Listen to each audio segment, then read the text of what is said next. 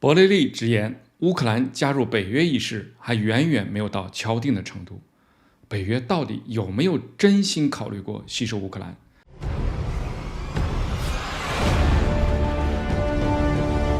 各位网友，大家好。大家都知道，俄乌冲突的一个重要导火索就是乌克兰要加入北约。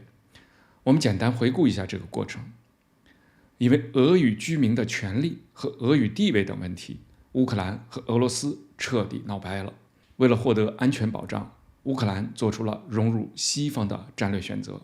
而融入西方有两个大门，那就是北约和欧盟。2019年，乌克兰将加入欧盟和北约写入新的宪法。北约方面当然是热烈欢迎，并且顺势加强了与乌克兰的军事合作，按照北约标准对乌克兰军队进行全面改革，在乌克兰领土上频繁举行联合演习，让乌克兰感到入约的那一天指日可待，所以不顾一切地彻底倒向了西方。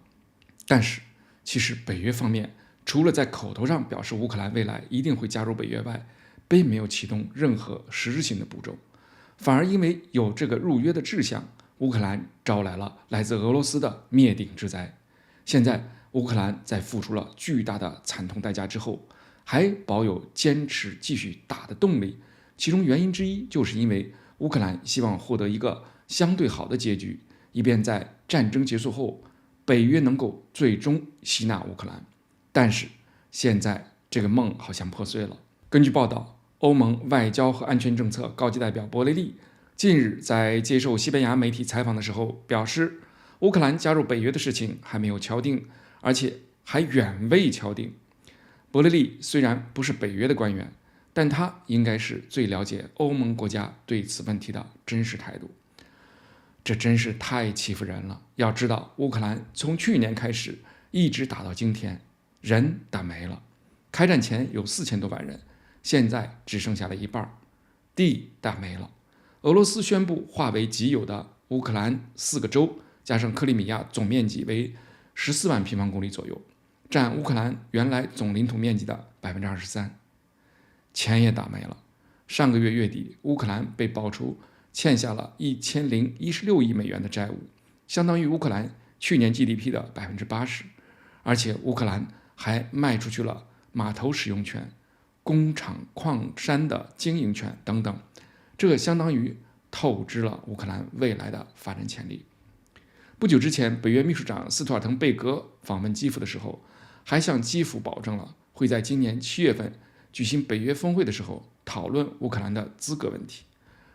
还说乌克兰的未来和北约大家庭是紧密联系在一起的，这一点所有的成员国都赞同。虽说乌克兰也明白这种口头表态没有任何保障，但这起码也是对于战乱中的乌克兰的一种安慰吧。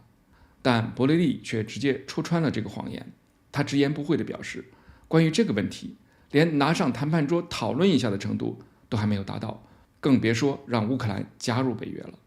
斯图尔滕贝格一个人说了不算，要成员国都同意才行。说完，博雷利又补了一刀，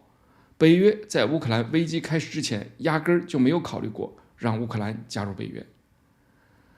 这个博雷利可能是比较诚实，说了实话，但是对于乌克兰来说，这种实话未免过于残忍，一点希望都不给了。但是这怪不了别人，要怪也只能怪乌克兰自己做出了错误的战略选择，怪乌克兰完全相信了美西方的花言巧语，完全被人利用，沦为美国对付俄罗斯的一个无足轻重的工具。可怜的乌克兰到现在还抱着最后一丝希望。泽连斯基几天前还在要求北约给出明确的承诺，战后立即接受乌克兰加入北约。好的，这个话题先聊到这里。